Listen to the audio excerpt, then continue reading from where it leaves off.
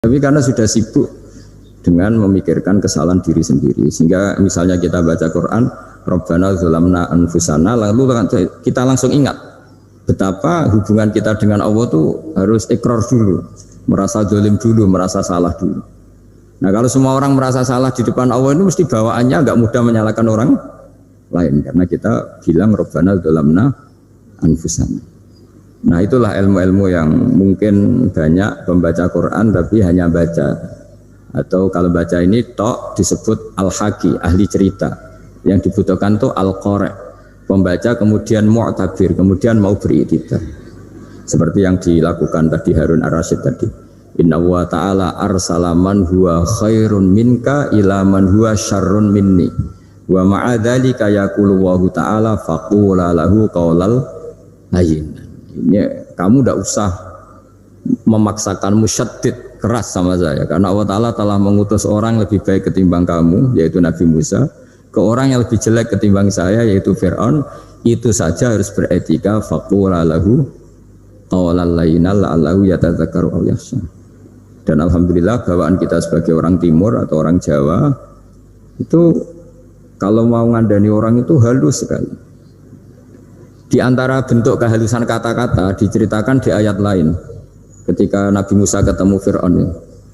Dawuhnya begini, fakul apa itu yang di juz 30 yang juz di juz 30 ini yang bagian dari, kan tadi hanya fakul lahu qaulal layyinan.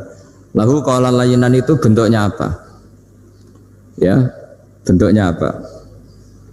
Itu Nabi Musa disuruh ngendikan sama Fir'aun, apakah kamu mau saya nasihati? Fakul halaka ila antazakka.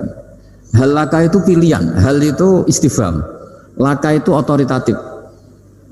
Halaka onoto iku kedue sira, berhak bagi kamu, berhak bagi anda. Apakah anda berhak loh mendapat nasihat supaya anda jadi orang yang lebih baik? Halaka ila antazakka. Jadi tidak kalimat perintah, tapi kalimat pilihan. Apa engkau mau saya beri nasihat? Wahdiyaka ila rabbika fatakhsha. Dan saya beritahu kamu tentang Tuhan, dan kemudian kamu menjadi orang yang baik, fatakhsha, orang yang punya khasyah, punya. Jadi kayak apa kalimatnya itu? Mapo jenengan kerso. Itu kalau orang Jogja, orang-orang daerah-daerah yang berada nyuguhi tamu itu kan, ayo makan-makan, itu kan kayak tamunya itu kelaparan. Masa Pak Yusuf Mansur kelaparan? Tidak mungkin kan. Masa Ustadz terkenal kelaparan kan? Tidak mungkin itu. Monggo, nopo jenengan ngersakno. Karena bisa saja tamunya itu tidak kerso, mungkin karena darah tinggi, mungkin karena takut dianggap fakir miskin, macam-macam kan orang tidak. Itu kalimatnya itu halaka ila antazakka. Kayak apa indahnya dakwah. Halaka ila antazakka itu ada kata laka itu ya terserah jenengan mau enggak. Wa ahdiyaka ila rabbika fatakhsha. Nah, itu yang disebut membaca. Kunta qari'an la hakian. Anda benar-benar membaca Quran, bukan sekadar pencerita. Nah, kemudian ini yang terakhir saya juga baru, sebenarnya saya itu enggak pernah bilang sanggup itu, tapi Pak Ustadz Zakaria itu GR terus. Sampai tadi pagi itu saya belum tahu kalau ada acara ini. Ya karena saya kiai, jadi kalau kiai itu kan ingatnya sama Allah saja. Kalau sama manusia itu rontok-rontok lali gitu. Itu bukan memaksa, ya memang lupa. Sejauh mana sih pentingnya manusia kan tidak penting cara ilmu tasawuf itu. Tapi karena ini titipan Rasulullah SAW terus menjadi penting kan. Dititipi umat kayak jenengan itu yang sudah ngaji ngatur kiai ribet itu. Kiai ini biasa ngaji kan, kiainya yang ngatur santri ini enggak. Pak Yai ngaji tanggal ini jam ini, itu kan mengabaikan semua aktivitas kiai. Padahal jam ini mungkin saya punya jam, mungkin jalan-jalan atau ngaji atau mutolaah atau munajat. Gara-gara Pak Zakaria ini terus Mas Tamam ini yang provokasi. Harus ngaji di jam ini, tema ini. Saya itu kalau ngaji ditentukan tema itu, ini memang saya agak keras di bab ini. Itu kayak ibarat gini loh. Saya ini dokter, kemudian ada orang yang sakitnya itu jantung, terus bilang ke saya, Pak dokter sembuhkan kukul saya. Wong penyakit ekstrimnya itu jantung, kok bila disembuhkan apa? Kukul. Kan gak penting, sembuh tidak sembuh, kukul itu kan gak penting, jerawat itu. Kiai itu tahu kesalahan paling fatal manusia itu akidah.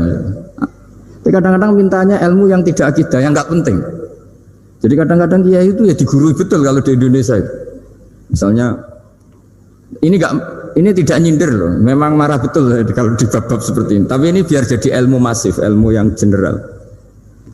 Saya ulang lagi ya, Anda jadi dokter, tahu pasien Anda ini penyakit jantung kronis atau sudah fatal lah sudah. Terus orang itu bilang, Pak Yai, itu Pak Dokter, tolong obati kulit saya supaya tidak jerawatan.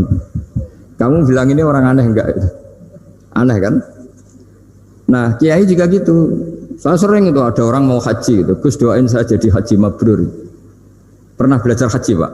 Dereng Gus. Mungkin enggak orang belum belajar nyupir terus kemudian minta didoain, Gus saya mau nyupir doain selamat. Mau nyupir aja enggak bisa kok minta doa selamat. Harusnya urutannya kan belajar dulu baru minta doa.